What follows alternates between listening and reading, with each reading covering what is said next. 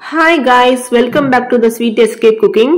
இன்னைக்கு நாம ரொம்ப டேஸ்டி அண்ட் ஸ்பைசியான கோலா ஃபிஷ் குழம்பு தான் பார்க்க போறோம். லெமன் சைஸ் அளவு புளி எடுத்து வாஷ் பண்ணி ஊற வச்சுக்கலாம். கோலா ஃபிஷ் உருண்டை செய்யறதுக்கு தேவையான ஸ்பைசஸ் என்னன்னு பார்க்கலாம். தேங்காய், கசகசா, பொட்டுக்கல்ல, ஜீரகம், மிளகு, சோம்பு, காஞ்ச மிளகாய், ஏலக்காய், கிராம்பு, ஒரு பட்டை. தண்ணி ஊத்தி கிரைண்ட் பண்ணி எடுத்து வச்சுக்கலாம். வெங்காயம் ஒரு பல்ஸ்ல போட்டு அரைச்சிக்கலாம். மீனை வாஷ் பண்ணிட்டு அதுல உப்பு போட்டு நல்லா மிக்ஸ் பண்ணி வச்சுக்கலாம். அதோட மஞ்சத்தூள் ஆட் பண்ணிக்கலாம். மீனை நம்ம வாஷ் பண்ணும் போது அதுல உள்ள நடுப்புற முள்ள எடுத்துட்டோம். இப்ப நல்லா கொதிக்க வச்ச தண்ணி அதுல ஊத்திக்கலாம். ஊத்திட்டு அதை ஒரு 10 நிமிஷம் ஊற வச்சிடலாம். ஒரு 2 டம்ளர் கிட்ட ஊத்திக்கிறேன். இதுல இன்னும் கொஞ்சம் போல முள்ளு இருக்குது. அதையும் நம்ம இந்த வெந்நீர்ல ஊறும் போது தானா வந்துடும். கையால எடுத்துடணும் அதை. இப்ப நம்ம ஊறினதுக்கு அப்புறம் அதுல நடுப்புற உள்ள முள்ளுனா எடுத்துட்டோம். சைட்ல உள்ள முள்ளுனா மிக்சியில கிரைண்ட் பண்ணி எடுத்து வந்துடலாம். அதை இந்த மாதிரி இருக்கும். இப்ப நம்ம ஸ்பைசஸ் ஆட் பண்ணிக்கலாம். மல்லித்தூள் 1 டீஸ்பூன் ஆட் பண்ணிருக்கேன். மஞ்சத்தூள் 1/4 டீஸ்பூன் ஆட் பண்ணிக்கலாம். அப்புறம் சின்ன வெங்காயம் பல்ஸ் மோட்ல வச்சு அரைச்சி எடுத்திருக்கேன். அதையும் ஆட் பண்ணிக்கலாம். ஆல்ரெடி நம்ம அரைச்சி வச்சிருந்த மசாலா இதோட ஆட் பண்ணிக்கலாம். இப்போ நம்ம தேவையான அளவு உப்பு ஆட் பண்ணிக்கிட்டு அதோட ஃபுல்லா மிக்ஸ் பண்ணிடலாம். நல்லா கிளறி விட்டுறணும். இந்த கோலா உருண்டை இந்த மாதிரி மெத்தட்ல செய்யும் போது ரொம்பவே டேஸ்டா இருக்குங்க. மசாலா வந்து இது கரெக்டான அளவு. இப்போ நம்ம இஞ்சி பூண்டு பேஸ்ட் ஆட் பண்ணிக்கலாம். அதையும் நல்லா ஃபுல்லா மிக்ஸ் பண்ணிடலாம்.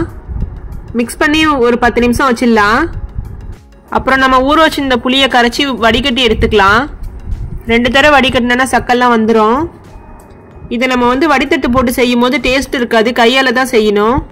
இப்போ நம்ம ஆணத்துக்கு தேவையான தேங்காய், காஞ்ச மிளகாய், ஜீரகம் போட்டு மிக்சியில கிரைண்ட் பண்ணி எடுத்து வந்துடலாம். இதை நம்ம வந்து புளி தண்ணியில கரைச்சி விட்டுடலாம். மீடியம் சைஸ் 2 தக்காளி எடுத்திருக்கேன். அதை மிக்சியில கிரைண்ட் பண்ணி எடுத்துக்கலாம். கொரன்னு இருக்கிற மாதிரி எடுத்துக்கணும். சின்ன வெங்காயம் ஒரு பல்ஸ் மோட்ல அரைச்சா போதும். அதையும் நம்ம ஆட் பண்ணிக்கலாம் அரைச்சிட்டு.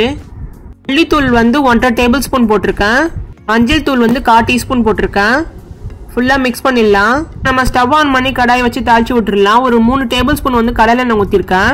1 டீஸ்பூன் கடுகு, 1 டீஸ்பூன் வெந்தயம் ஆட் பண்ணிக்கலாம். ஒரு பல்லாரி வெங்காயம் எடுத்திருக்கேன். 2 பச்சை மிளகாய் எடுத்திருக்கேன். போட்டு அதை நல்லா வதக்கிக்கலாம். அதோட நம்ம கருவேப்பிலை ஆட் பண்ணிக்கலாம். நல்லா வதங்கணும் வெங்காயம்.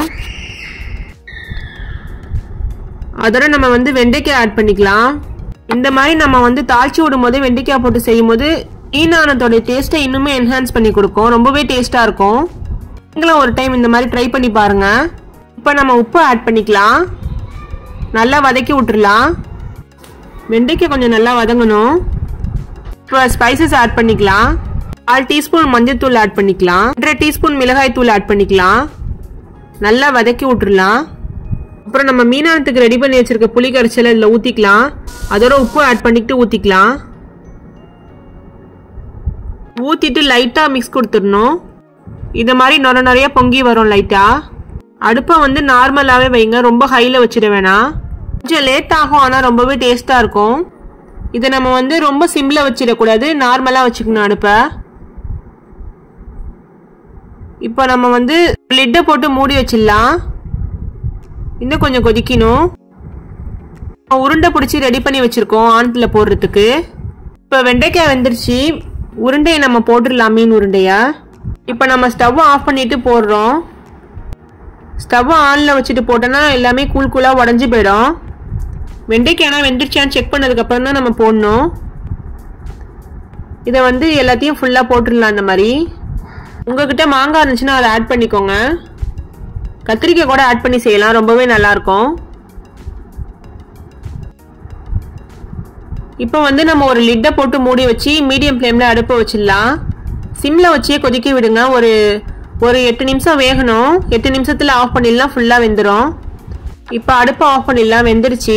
கோலா ஃபிஷ் ஃப்ரை நம்ம செஞ்சிடலாம். இதையும் நம்ம வந்து வறுத்துடலாம் ஃபுல்லா போட்டு. இந்த மாதிரி நம்ம இது மசாலா கரெக்டாக ரெடி பண்ணி செஞ்சோன்னா ரொம்பவே டேஸ்ட் நல்லா இருக்கும். இதில் நம்ம ஆட் பண்ணியிருக்க ஸ்பைசஸ் எல்லாமே கரெக்டான அளவு ஆட் பண்ணதா ரொம்பவே கிறிஸ்பியாக டேஸ்ட்டாக இருக்குங்க.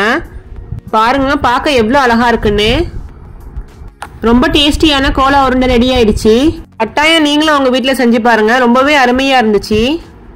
டேஸ்ட் ரொம்பவே நல்லா இருக்குங்க. பாருங்க எவ்வளோ அழகா இருக்குன்னு. மீன் பிடிக்காதவங்க கூட விரும்பி சாப்பிட்ற அளவுக்கு இந்த ஃபிஷ் உருண்டை குழம்பு ரொம்பவே அருமையா இருக்குங்க. மீன் குழம்புனாலே ரொம்பவே ஸ்பெஷலுங்க. அதுவும் இந்த மீன் உருண்டை குழம்புங்கிறது சொல்லவே தேவையில்லை. டேஸ்டே வேற லெவல்ல இருக்கும். இந்த மீன் உருண்டை குழம்பு நீங்களும் உங்க வீட்டில் செஞ்சு பார்த்துட்டு எப்படி இருந்துச்சுன்னு கமெண்ட் பாக்ஸ்ல சொல்லுங்க. சுட சுட பிளைன் ரைஸோட இதை சர்வ் பண்ணும்போது ரொம்பவே டேஸ்ட் அருமையா இருக்குங்க. உங்க வீட்டில் இருக்கிற குழந்தைங்க கூட விரும்பி சாப்பிடுவாங்க. நிறைய பேர் நம்மளோட வீடியோஸ் பார்க்குறீங்க, ஆனால் சப்ஸ்கிரைப் பண்ணவே மாட்டீங்க. சப்ஸ்கிரைப் பண்ணி வச்சுக்கோங்க.